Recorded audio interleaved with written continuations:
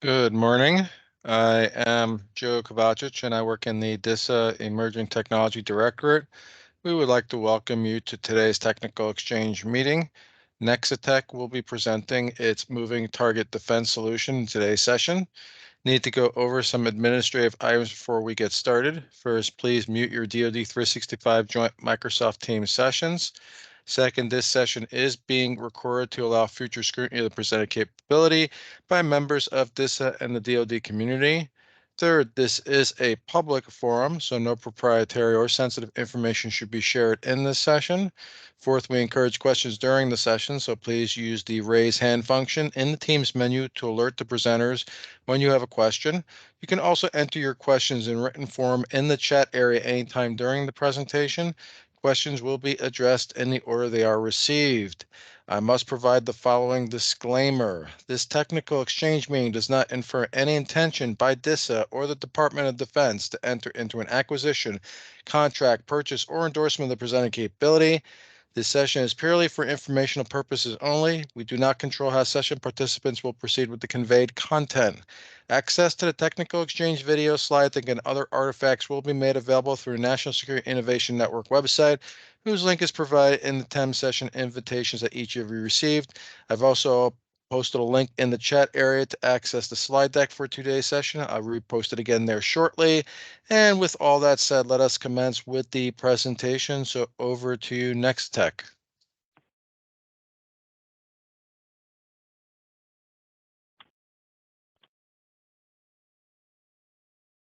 NexiTech, you might be muted. Yes, got it. Okay, thank you, Joe. Good morning, everyone. My name is Don Matthews, and I'm the founder and CEO of NexiTech Incorporated. Today, I'm joined by two members of my extended team, Mike McCain and Dan Oyster, who are both trusted advisors and subject matter experts in business development and go-to-market strategies. We want to thank the Defense Information Systems Agency for the opportunity to be with you today. And, you know, I'm very excited to be here because I think the technology that I will be briefing you on represents a new and different approach to cybersecurity, one that is proactive, not reactive. My goal for this presentation is to educate the defense community on a couple of emerging topics known as active cyber defense and moving target defense. This presentation is specifically geared towards the intersection of the cybersecurity and data storage markets, which has a cool new name that Gartner has coined, namely cyber storage. Now, I'm not going to pretend that this is some kind of silver bullet that is going to provide sweeping protection for every kind of cyber attack under the sun. But for those vendors already in the cyber storage market that are looking for a way to differentiate their solutions, this can be another tool in the toolkit. It takes an ecosystem of solutions from different vendors, and moving target defense can be a part of that ecosystem. Again, thank you very much for the opportunity to be with you. I really appreciate it. Today, I'll be briefing you on a moving target defense solution that provides enhanced protection for critical data storage devices. I'm going to tell you what we do, how we do it, and why it might matter to you. I'll start off by taking a look at where this new technique fits in with respect to all the different layers in a modern computing system. And I'll also describe some of the foundational work that we've done with respect to military aircraft mission planning environments that later evolved into our current moving target defense solution. I'll then talk about how we do it. I'll describe the technical attributes of the solution and the reference architecture that we developed while working with the Department of Homeland Security. And then finally, perhaps the most important section, why do you care? Why does this matter to you? Ransomware continues to be a big problem for everyone, and this solution provides effective protection from ransomware. But cyber attacks can actually cause real-world physical damage, and I'll be offering a few examples of how that can happen in the data storage world. Modern computing systems are, for the most part, static in nature, and that makes them easy to attack and hard to defend. Attackers have all the time in the world to plan an attack at the time and place of their choosing, and that gives them an asymmetric advantage. Dynamic defense, specifically moving target defense, seeks to introduce controlled change and uncertainty to multiple network and system dimensions. This serves to decrease the attacker's window of opportunity and increase the economic costs of the attacker's probing and attack efforts. That takes away their asymmetric advantage and also renders the attacker's surveillance obsolete. Now let's dive in and take a closer look at a few common storage devices and define exactly what we mean when we talk about the attack surface. I'm also going to talk about how we change multiple dimensions of the attack surface simultaneously.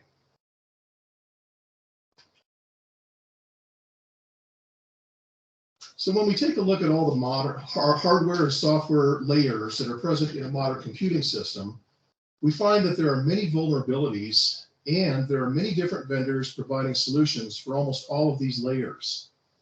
We have chosen to focus specifically on the data storage layer. This is an area that has typically not received quite as much attention from the traditional cybersecurity vendors, but this is the layer right next to where the data lives, if you will. If an attacker manages to somehow get through all of the defense mechanisms that have been put in place through some previously undetectable means, or by using some techniques that are not known at this time, and they make it all the way down to the data storage layer, then we believe there are some seriously bad things that can happen. Not only with respect to altering the data or observing the data, but also with respect to the enclosures that contain these devices. These are the devices that provide power and cooling for the data storage devices themselves. You know, we're always talking about the cloud, but that's really basically just a bunch of servers and storage in a data center somewhere. And if you were to go into this data center, you would find racks and racks of enclosures containing various types of data storage devices, including spinning magnetic media to all flash devices, perhaps even other devices like tapes and tape libraries as well. So let's take a look at the attack surface for some of these devices that I just mentioned. And as we do, I'd also like to draw a distinction between the data surface and the control surface. The commands that most of us think of when we think of a disk drive are the standard read and write commands. That's what we mean when we talk about the data surface. These are the commands that are used 99% of the time when talking to a disk device, but there's also a control surface. The firmware for a disk device maintains metadata that describes how the device reacts with respect to its environment. Depending on what the temperature is doing, for example, there are commands that can be used to influence the device's behavior. I mentioned enclosure devices a moment ago, and again, these are the devices that control the power to the disk drives and the fans that keep them cool. Temperature sensors are also embedded in these enclosure devices. We've got tape devices, which may be used mostly for archival purposes, but there are also tape libraries or medium changers. These are robotic devices that are responsible for moving a certain tape or media from a slot to a particular drive. This slide serves to summarize the data and control attack surfaces for the several types of storage devices, along with examples of the risks associated with each of these attack surfaces. So now let's take another look at an alternate depiction of the storage-related attack surfaces.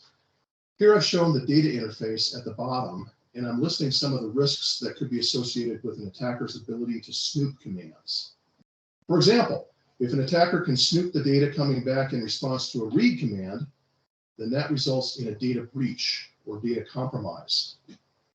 If the attacker can inject a write command into the stream, then that would alter the media.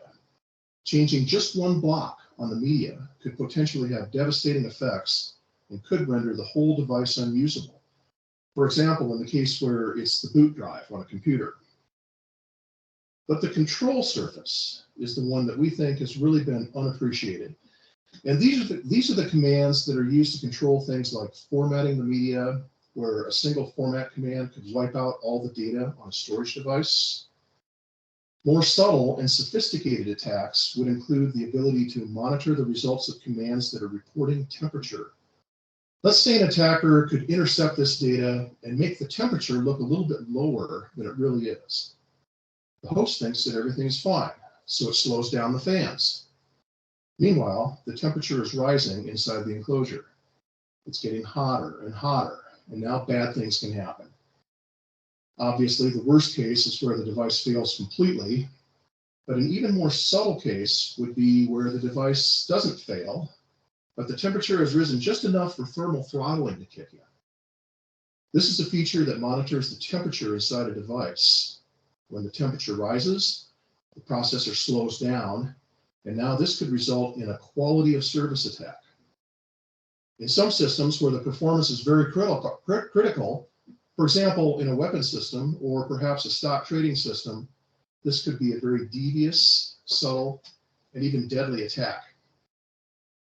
And of course, the most extreme case here is where the device just literally melts down. The temperature rises to the point where the devices fail or they're irreparably damaged, and now you've got a serious denial of service attack. But an even simpler attack might be if the attacker just tries to power off the drives. There are a number of bad things that can happen when these rarely used control surface commands are breached. We're seeking to introduce active cyber defense to the data storage industry for the first time ever. We see our place as bridging the gap between the data storage domain and the cybersecurity domain. This emerging technology sits at the intersection of storage and security, which, as I mentioned at the top of the call, Gartner has chosen to call cyber storage. Gartner has also declared 2023 is going to be the year of moving target defense. A team of more than a dozen Gartner security analysts recently concluded the future of cyber is automated moving target defense, and that this emerging technology is a game changer for improving cyber defense. NexiTech was cited in their report as the only provider of this technology in the data storage industry and will appear in an upcoming report whose focus is on technical innovators. So we're very pleased with the attention that we're getting from Gartner. Now I'd like to talk a little bit about the foundational work that I mentioned earlier.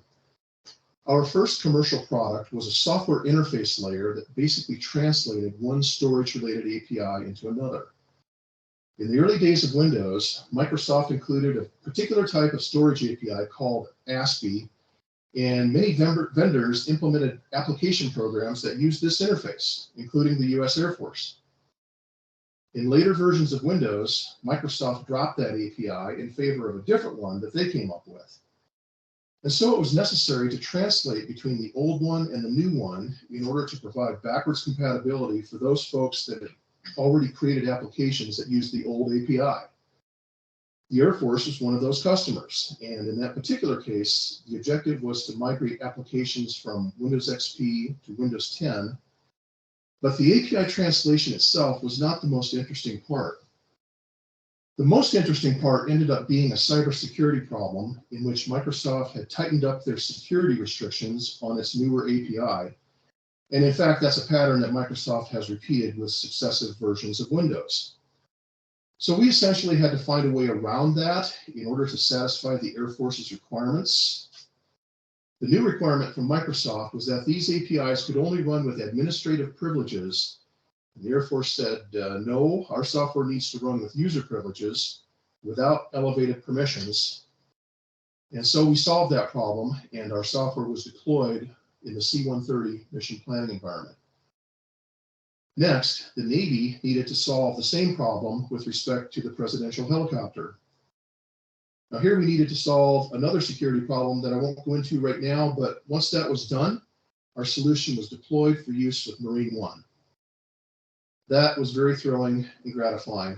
It was really cool to help the Department of Defense in that way. But after that experience, we sat back and thought, basically what we did here was we found a way around these security restrictions from Microsoft. And that means that we can now send any storage-related command we like to any storage device. That's a pretty powerful capability. If we can figure out how to do that, someone else probably can too. So that was the motivation and the inspiration for coming up with our moving target defense solution. And then a few years later, we received an award from the Department of Homeland Security in conjunction with the Silicon Valley Innovation Program for the purpose of helping to secure critical national infrastructure, specifically the financial services sector. Okay, let's talk about how it works. At its core, we use storage virtualization to create multiple abstractions of a device. We've also changed the device type. We have the capability to emulate any kind of device we want. So we could, for instance, take a disk device and make it look like a tape device, or make it look like an unknown device. So we've cloaked the device by changing its device type.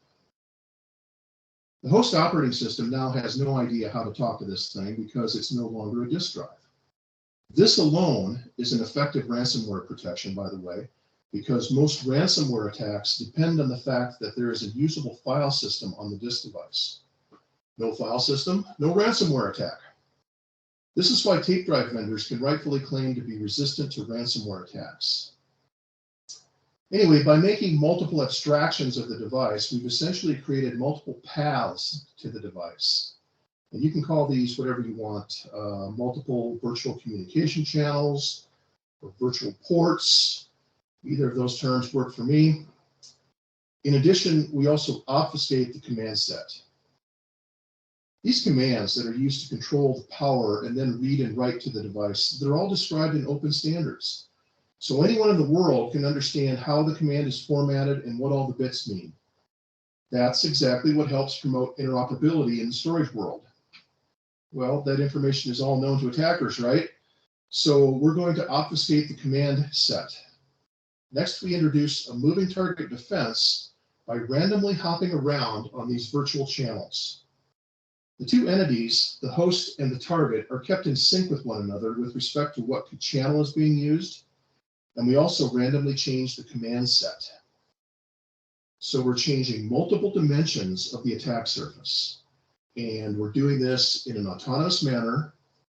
And that creates a moving target defense, which is unpredictable to adversaries. So again, the result is an autonomous system that randomly changes multiple dimensions of the attack surface, making it unpredictable to adversaries. Let's take a look at the reference architecture that I mentioned. The API translator that we developed is used on both sides of this software stack. I'm showing a small subset of the layers that are involved in talking between a host and a storage device. In this case, I put an appliance in front of the device itself. So the moving target defense framework really is just a small layer, a shim layer, you might call it, that sits either above or below our API translation layer, depending on which side of the diagram you're on. Ethernet and fiber channel are two physical transports that we've used in our demonstrations of this technology. But in the storage world, there are obviously plenty of other legacy transports, such as SATA, SCSI, and SAS. And of course, the latest and greatest storage interface is no doubt NVMe, and we are also subject matter experts with that protocol as well. We will soon be extending our reach to NVMe over fabrics. Summing up the technical attributes of our solution, it's autonomous, multidimensional, changes both the channel and the command set at the same time, and uses randomization to make it unpredictable by adversaries. This results in a dynamic network configuration. We can gather metrics and report breaches, and we could also optionally create a honeypot. I mentioned earlier that we have the ability to emulate any type of device, and therefore we could put a device out there just as a decoy. And if an attacker tries to talk to it, flag that as a potential breach. This solution can be described as address space layout randomization for data storage. So now I'd like to back up just a little bit and elaborate on the test application in that framework that I mentioned 2 slides ago. For our first product, we've developed an application that addresses backup vulnerabilities and can work either with or without the rest of the moving target defense framework. Backups are increasingly becoming a target for ransomware, requiring new techniques for hardening data protection systems.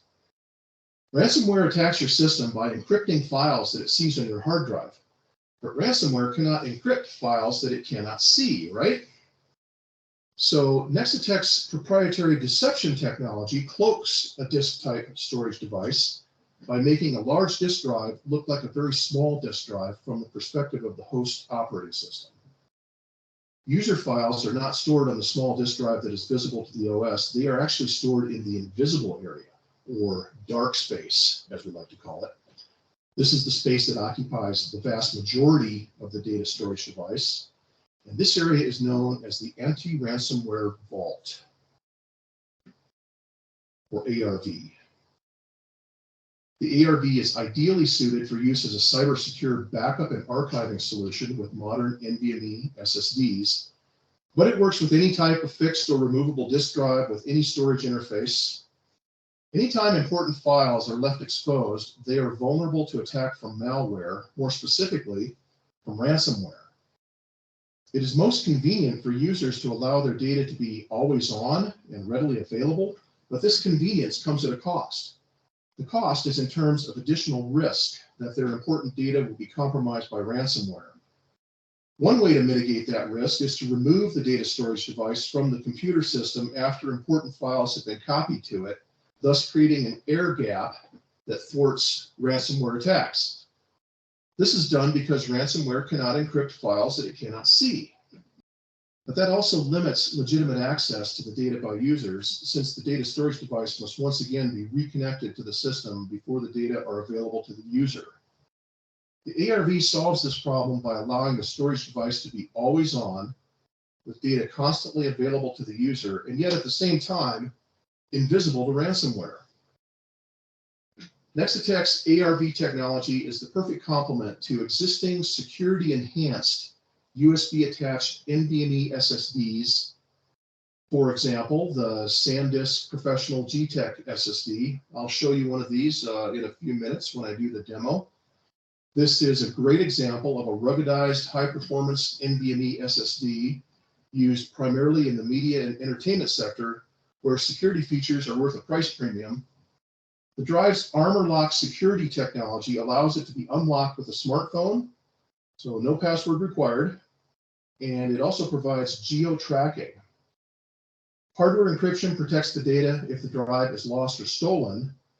And these features are all fantastic, but the thing is, once this drive is unlocked and its files are visible to the OS, then this fancy drive is no more secure in terms of being protected from ransomware than a cheap ordinary USB thumb drive that one can buy down at the corner grocery store.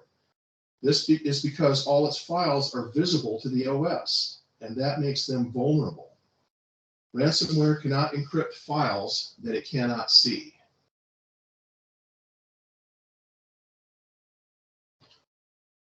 So why would you want to work with us? Well, we continue to evolve this technology, and we're exploring market opportunities with our existing base of clients, which includes some of the most highly respected big dogs, if you will, in the industry. These are names that I think you all would probably recognize, such as Dell, Intel, Microsoft, Quantum, Micron, others. We're attempting to form a network of partnerships with the big dogs, companies like these and others. And we're exploring new use cases as well, such as the anti-ransomware vault application currently in development. And with our deep subject matter expertise in NVMe and kernel mode device drivers, we can help solve a broad range of state-of-the-art cyber storage problems. In summary, the core technology is adaptable. It uniquely protects data in flight for the storage data surface and also the storage control surface. It can exist in an appliance, or it can be embedded in the device itself. And finally, this is one more tool in the toolkit when it comes to fighting ransomware and stopping cyber attacks. So why is this important? I mean, why does it matter to you? Well, the real reason that this is relevant today is because cyber attacks continue to happen on a daily basis. As we all know, there just seems to be no end in sight for all the attacks that continue to come, whether they're high-profile data breaches or whatever. Ransomware attacks are on the rise, and they have been for years. I think it's important to understand that preventing cyber attacks is not easy, and that there is no single silver bullet that is going to provide protection for every kind of attack. It's going to take a community of subject matter experts from the cybersecurity realm and also the data storage world. It's going to take an ecosystem of solutions from different vendors, and we view moving target defense as part of that ecosystem. In other words, it's another tool in the toolkit that can provide additional value in the right situation. You know, it's not unlike the situation you might have in your house where you lock the front door, you lock the windows, you install an expensive security system, but things still can happen. And at the end of the day, if an intruder manages to get in and make it all the way down the hallway to the bedroom door where the baby is sleeping, we would like there to be a little surprise on the other side of the door. And we would like moving target defense to be that big dog that is right there, protecting your precious data at the lowest layer. We're trying to introduce active cyber defense to the data storage industry for the first time ever. Okay, before I wrap up here, I'd like to quickly review what we've learned. We learned that this is a new form of cybersecurity that is proactive, not reactive. Automated moving target defense is an emerging technology that Gartner has called the future of cyber. So in terms of mapping this technology to the DISA strategic plan for fiscal year 22 through 24, we see an item called cyberspace operations under the first line of effort called prioritize command and control. This item, cyberspace operations, says deploy automation for proactive sensing of the command and control environment to drive incident avoidance. Line of effort number 2 speaks to innovation and specifically calls out emerging technology. So I think we have a match there as well. There may be other matches, but those are at least the ones that jumped out at me. That's all I have, folks. Thank you very much for your time. I do have a quick demo that I can share, which I will do here in a moment. But first, I would like to pause and see if there are any questions before I dive into that demo.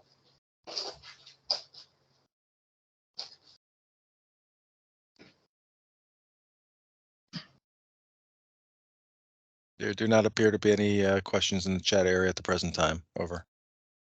All right, cool. Very good. Thanks, Joe. So what I'm going to do then is I'm going to just scroll through my backup slides here and get to a block diagram that shows what I'm about to demonstrate here on this other machine. And what I've got is 2 computers hooked up in the lab here, one of them acting as a storage initiator and the other as a target. So I don't know if you can see my mouse. Yeah, it looks like my mouse is working. The storage area network here that I'm showing is just a simple connection over an Ethernet cable from one device to the other. And I'm going to be demonstrating the moving target defense on an appliance that will be changing multiple dimensions of the attack surface simultaneously. So now this is, one more thing I'll say is that this is actually what you would find in the cloud in a data center, if you will. And then these, this out of scope box, those are all the clients that access the cloud. So with that, I'm going to stop sharing over here. Turn on my video, leave my audio on. And I'm going to head over to this this other machine here. Start sharing on my lab machine.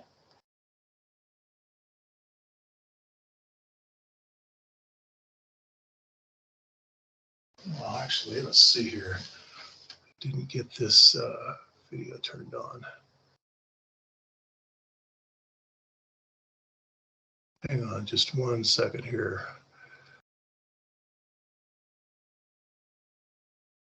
Turning the camera on. And my settings.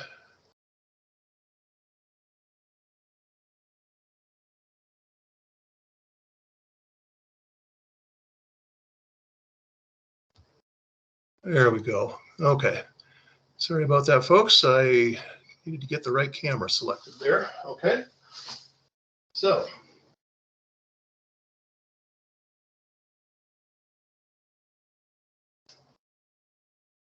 I should be sharing the screen over here. Very good. Okay.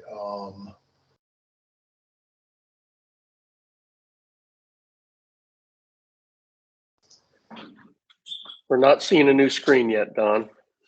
Yep. Thank you, Mike. Should be coming through now.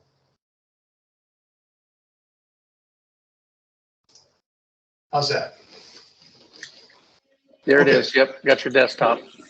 Okay. Thank you, and thank you for your patience. So what we're looking at here, folks, is the view from the initiator, the iSCSI initiator, and I'm going to first show that it has discovered 8 of these abstractions of the storage device that are being presented by the iSCSI target, on the other side of the link.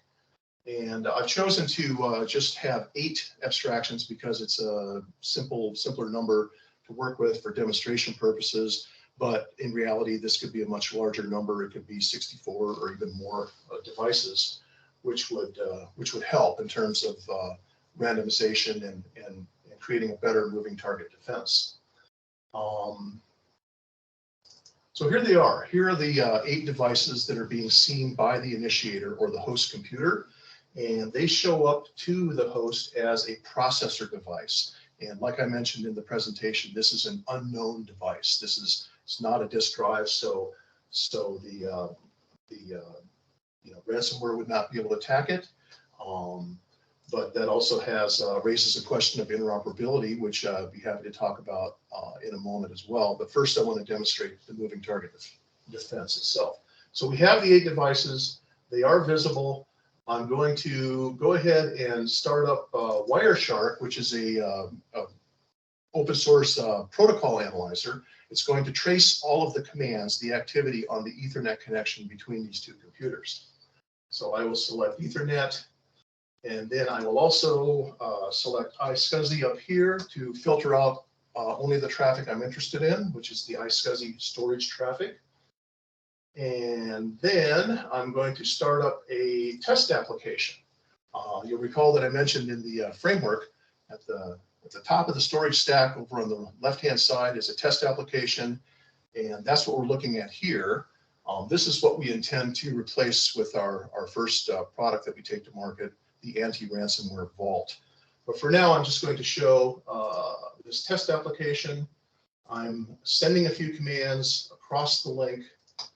And in a moment, I'll show you a log that has captured the commands and also what address they're being directed to. So I know you can't see this, but every time I'm issuing a read command, I'm seeing a light flash over here on the enclosure that is housing the NVMe solid state drive. So that's the device we're actually talking to, is an NVMe solid state drive. And now I've shut down the application. I'm starting up a log here, which is going to show us the current channel that was being used and the next channel. And it jumps around randomly from one channel to the next. That's one dimension of the moving target defense that I spoke about. And you'll see here that it's, these are the read commands. It's going to next channel 6540, 1664, something along those lines. And now I'm going to take a look at the Wireshark trace so that we can also look at the command code, the opcode that's being used for each of these commands. And we see, first of all, that it's been obfuscated. It's been translated away from the normal standardized SCSI command, which is a hex 28 for those of you, those SCSI aficionados out there, to something that an attacker would not know, like E0. And these command codes are also jumping around randomly in the same manner as the channel. So again, we see 65, 40, 16, 64, the same sequence of numbers that I just mentioned that the channel was jumping around on. So what this demonstrates very briefly is that we're changing multiple dimensions of the attack surface. First of all, the virtual communications channel, and then also the command set itself. So now I'm going to shut down the Wireshark and also shut down my log file here.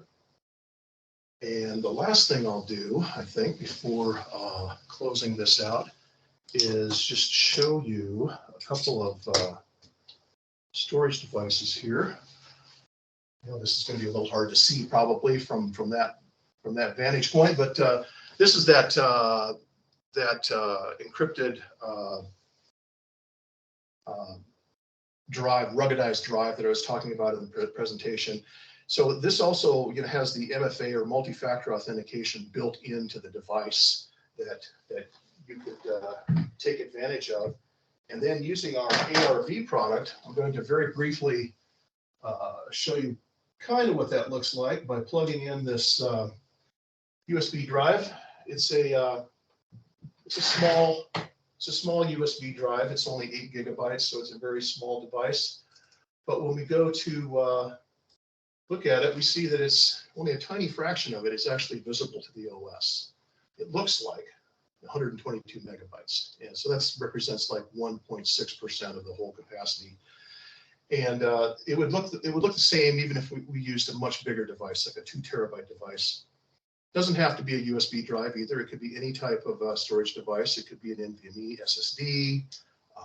You know, it could be a SATA drive. It could be a SAS drive. It could be any of those. So it's not limited just to being a USB device. I know USB devices have fallen out of favor and are not to be used in the Department of Defense, so I didn't want that to be a stumbling block. This is a technology that could be applied to any type of storage device. So that's kind of just a quick preview. When you look in here, you don't see anything, but the important thing about the anti-ransomware vault is to notice that the OS only sees a tiny fraction of it, and our software would be actually storing your user data in the dark space. This is the area beyond that small area that's visible to the OS, and it would be using a proprietary file system. And yeah, I think that's about all I need to say about that at the moment. There's the device right there. It looks to the OS like it has a single partition, but as we know, there's really a lot of dark space in there, and that's where the data would actually be stored. And that makes it resistant to ransomware because, as I mentioned at least 3 times, ransomware cannot encrypt the files that it cannot see. So that's it for my demo, folks. Thank you very, very much for your time. I really appreciate the opportunity to be with you here today, and I'm happy to take any questions if there are any. If anyone has any questions in the audience, please feel free to unmute and ask at this time. Thank you. I will stop sharing here. Stop sharing.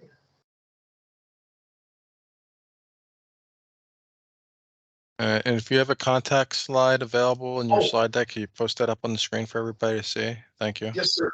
Yeah, thanks for the reminder. Yeah, let's get back over here and make that happen. Okay. All right. Well, I'd like to thank NexiTech for coming in today, taking part in this technical exchange session. I'd like to thank all of you in the audience that took time out of your valuable day to participate in this technical exchange session. The contact information for the company is in the slide deck that was provided in a link in the chat area. So you could access that and download it from there. And I think the contact details are coming up on the screen right now. So again, if you want to further explore this technology, this capability, please reach out to NexiTech via the contact information displayed on the screen right now. If you don't feel comfortable reaching out to the company directly, you can reach out to my organization, DISA Emerging Technology Directorate, and we can intercede in discussions with the company. Also like to put a plug in for our DISA Works Innovation Lab. That is a lab that DISA has stood up in Columbia, Maryland. It's in the same building as Dreamport, which is Cyber Command's Innovation Lab. And we are using DISAWorks to test, pilot, evaluate technologies that are out in industry for potential incorporation within the DoD and DISA infrastructure. So if you are interested in any of the technologies that are out there, including the ones that are presented in these technical exchange sessions, please reach out to my organizations for further discussions.